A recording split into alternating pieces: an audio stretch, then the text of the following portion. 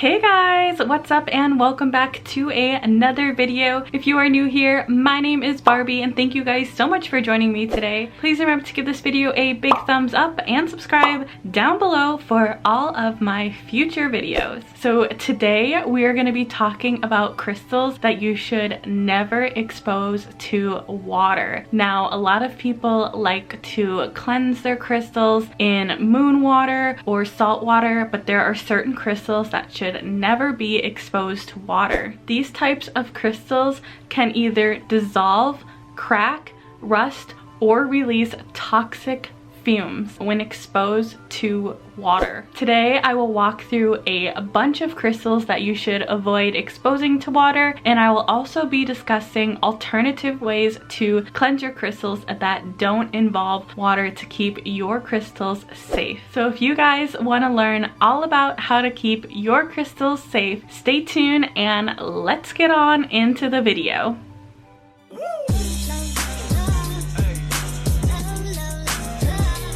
Alright guys, let's jump into the list of crystals that should never be exposed to water. A good rule of thumb is anything ending in "ite" should not be exposed to water. Now, this isn't true of every crystal, but a lot of the crystals on this list end in "ite" or ITE. For example, labradorite, moldavite, malachite, lepidolite, all of those crystals end in "ite" and should not be exposed to water. Now, a lot of people like to make crystal elixirs. Now, what is a crystal elixir? Crystal elixirs are simply drinking water infused with crystals. Now, the crystals that I'm going to discuss today should never be used in a crystal elixir, as some of these crystals are very toxic to ingest. I would also say be really careful of exposing any type of raw crystal to water. Generally, crystals that are polished are safer in water because the polish almost acts as a seal, but when crystals are unpolished and raw, sometimes water can damage those crystals. So I would say avoid putting any raw crystals in water just because you don't know if the water can damage the crystal or potentially release toxic fumes with that crystal. Now, let's get into the reasons why certain crystals can and cannot be exposed to water. This is based on their hardness scale, also known as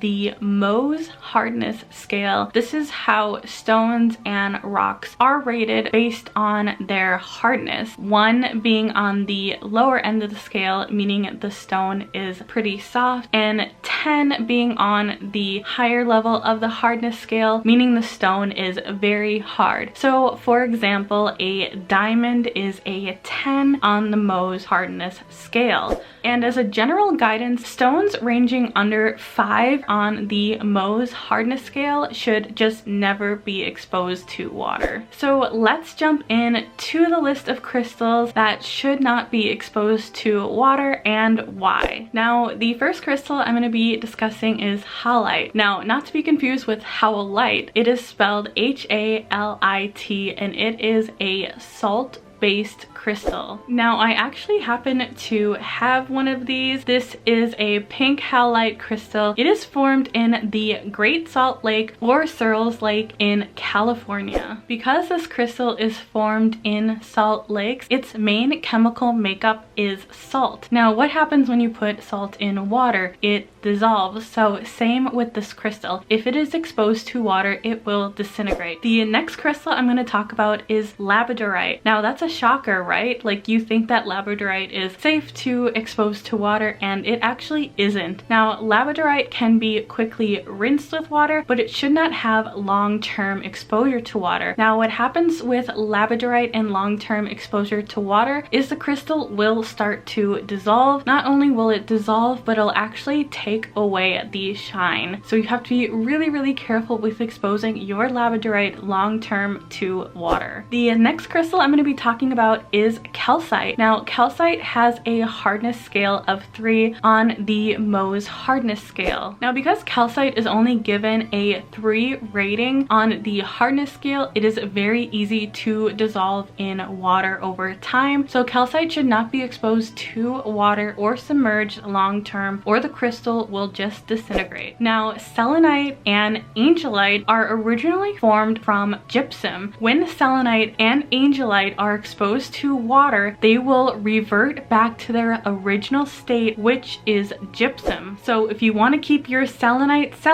and your angelite, do not put it in water or it will go back to its original form, which is gypsum. The next crystal I'm going to talk about is kyanite. Now, a lot of people say that kyanite actually never needs cleansing at all whatsoever, because if you expose it to water, it can leak aluminum. Another crystal that should never be exposed to water is hematite. This can rust over time and damage the crystal long term if left in water, so I would just avoid putting hematite in water at all. Moldavite is another crystal that should not be exposed to water, as extreme temperatures can cause this crystal to crack. Obsidian is another stone that you should avoid putting in water, because an extreme temperature change in the water can cause this crystal to crack. Opals are another crystal that you should avoid putting in water, because if there is an extreme temperature change, the crystal can crack. Carnelian is another crystal that you should avoid putting in specifically salt water, because it can break apart. The salt is very destructive to carnelian. Lepidolite is another crystal that shouldn't be placed in water, as water can cause lepidolite to crack and flake apart. Lapis lazuli is another crystal that should not be put in water. Lapis lazuli is formed with calcite in it, so the calcite can dissolve. Lapis lazuli also contains pyrite, which is extremely toxic in water, so lapis lazuli 100% should not be exposed to water, especially because of the pyrite that forms in lapis lazuli. Black tourmaline is okay in water for short periods of time, but long-term exposure can cause it to disintegrate. Fluorite is another crystal that should not be exposed to water. It is a number 4 on the hardness scale and is slightly water soluble. Salt water especially damages fluorite, so I would really avoid putting any of your fluoride in salt water to cleanse it. Tangerine quartz should not be exposed to water, because long-term exposure to water can cause the color to completely disappear, so then all you're left with is clear quartz. Turquoise should never be exposed to water, because it can not only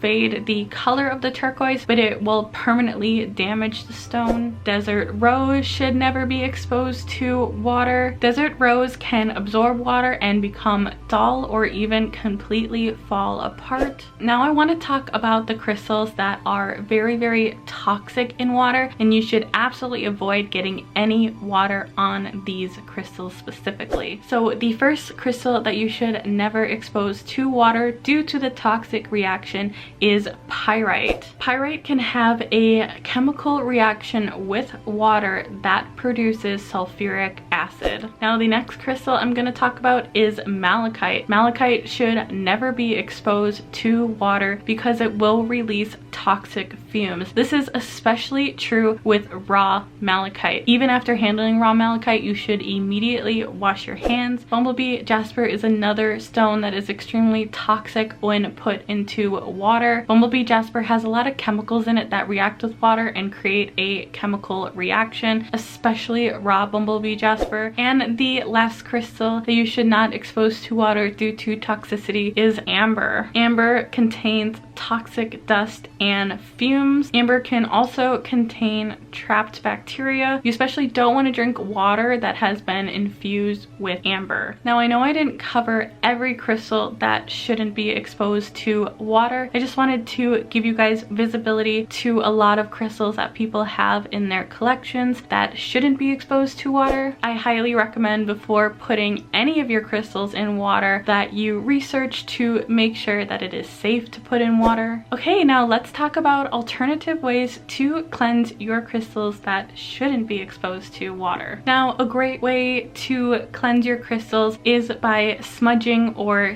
saging. Burning sage is a great way to cleanse your crystals and remove any negative energy from them. It is also safe to use on any crystal that you have. Another great way to cleanse your crystals is actually using selenite. Now, selenite is a crystal that shouldn't be exposed to water, but it is great for cleansing other crystals that also can't be exposed to water. This crystal is a great way to cleanse any crystal in your collection. Selenite is relatively cheap and most sellers have it, so I highly recommend picking up a selenite stick or a selenite charging plate as an alternative to cleanse your crystals. You can also charge your crystals with other crystals. Now, clear quartz and citrine are great crystals to cleanse your other crystals with. Kyanite is also another great crystal to use to cleanse your crystals. So if you don't have any sage and you don't have any selenite in your collection, you can definitely use your clear quartz, your citrine,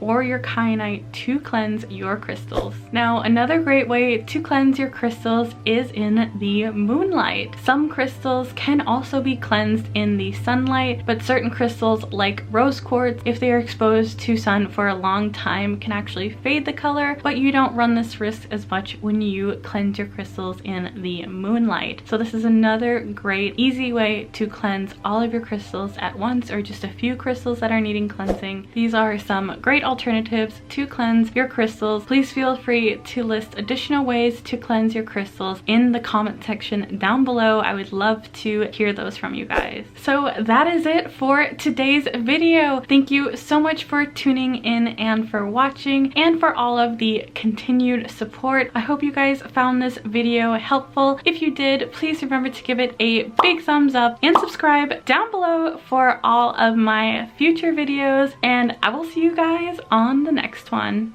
Bye!